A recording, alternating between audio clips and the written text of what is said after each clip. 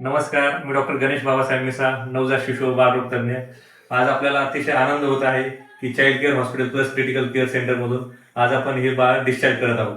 तर हे बाळ जन्मता 32 आठवड्यामध्ये जन्मलं होतं आणि 32 आठवड्यामध्ये जन्मलेलं असताना बाळाचं वजन अवघं फक्त 1400 ग्रॅम एवढंच होतं व बाळ जन्मल्यानंतर बाळाला श्वास घेण्यासाठी त्रास होत होता. अशा परिस्थितीमध्ये बाळाला व्हेंटिलेटर नावाच्या मशीनची अतिशय आवश्यकता असते. तसेच बाळाला सरकारकडे नावाचं इंजेक्शन देण्याची पण गरज असते. परंतु आपण चाइल्ड केअर हॉस्पिटलमध्ये अद्ययावत सीपॅप मशीन असल्यामुळे बाळाला सरकारची गरज नाही लागली व व्हेंटिलेटरची गरज नाही लागली आणि त्याच्यामुळे बाळ अवघ्या 10 दिवसातच आपण डिस्चार्ज करू शकू.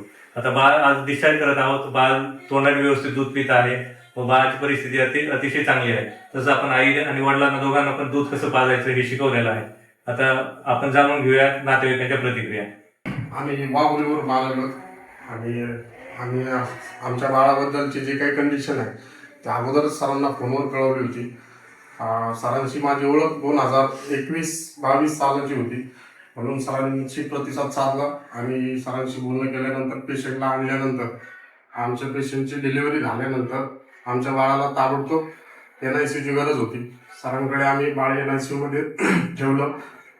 जवळपास आता 10 ते 11 दिवस आम्ही बाळ NICUमध्ये ठेवलं आणि सगळं सरांच्या म्हणजे सरांनी जेवढं आम्हाला बाळाला जेवढं काळजी घेतली बाळाची त्या काळजीनुसार आमचं बाळ आता व्यवस्थित आहे आणि सर्व स्टाफ वगैरे सगळे चांगले आहेत सरांकडे.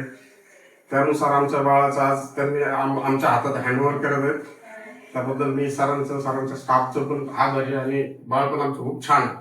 व्हिडिओच्या माध्यमातून मला एकच आवाहन करायचं आहे की तुमच्याही माहितीत जर कोणी कमी दिवसाचं कमी वजनाचं बाळ असेल तर त्याला चाइल्ड केअर हॉस्पिटलमध्ये अतिशय कमी दरात व लवकरात लवकर उपचार दिला जातो व पेशंट इथून चांगला होऊनच जातो. धन्यवाद.